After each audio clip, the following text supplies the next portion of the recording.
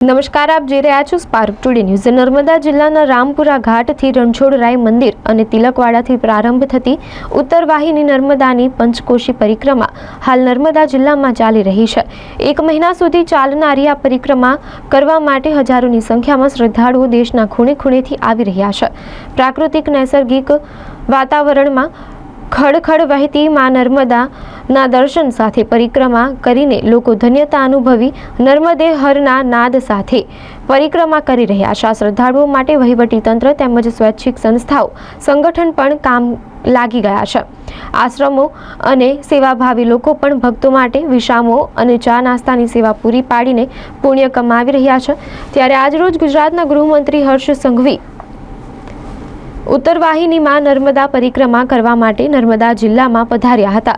રાત્રિના સમય દરમિયાન નર્મદાના રામપુરા ઘાટ ખાતે મંદિરે દર્શન કરી પંચકોશી નર્મદા પરિક્રમાનો શુભારંભ કર્યો હતો અને પરિક્રમા માર્ગ પર પગપાળા ચાલીને તિલકવાડા નજીક બનાવેલા બ્રિજ પર થઈને તિલકવાડા નર્મદા ઘાટ ખાતે મણિનાગેશ્વર મંદિર ખાતે આવી પહોંચ્યા હતા અને ભક્તો માટે બનાવેલા સેવા કેમ્પની મુલાકાત લીધી હતી અને ત્યાંથી તેઓ આગળ રેંગણ નર્મદા ઘાટ ખાતે જવા માટે રવાના થયા હતા। નર્મદા પરિક્રમા વર્ષે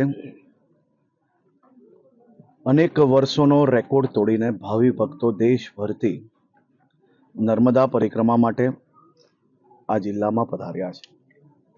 14 કિલોમીટરની આ પેદલ યાત્રા લોકોને અલૌકિક અને ખાસ કરીને ખૂબ જ ભવ્યથી ભવ્ય આયોજન એ પ્રશાસન દ્વારા કરવામાં આવ્યું છે।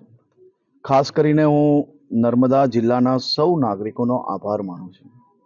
સૌએ અહીં પધારેલા ભક્તો માટે પોતાના ઘરના આંગણા એ મહેમાન પરિવારજનો આવતા હોય તે રીતે લોકોનું સ્વાગત કર્યું અને ભારતીય જનતા પાર્ટીના બી પ્રત્યેક કાર્યકર્તાઓનો હું ખૂબ ખૂબ આભાર માનું છું, અભિનંદન આપું છું।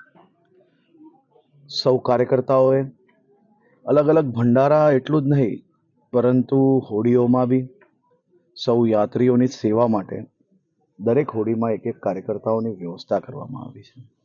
ખૂબ મોટી વ્યવસ્થાઓ છે। મુખ્યમંત્રી શ્રી ભૂપેન્દ્રભાઈ પટેલના માર્ગદર્શનમાં આ યાત્રા હજી વધુ વિશાળ, હજી વધુ વ્યવસ્થાઓ જોડે આવનારા વર્ષોમાં યોજાય તે માટેની વ્યવસ્થાઓ બી કાલે સવારે નિરીક્ષણ કરીને પછી આવનારા વર્ષોમાં શું બદલાવ, શું વધુ વ્યવસ્થાઓ આની અંદર લાવી શકે તેની બી ચર્ચા અને ચિંતન કરવામાં આવશે।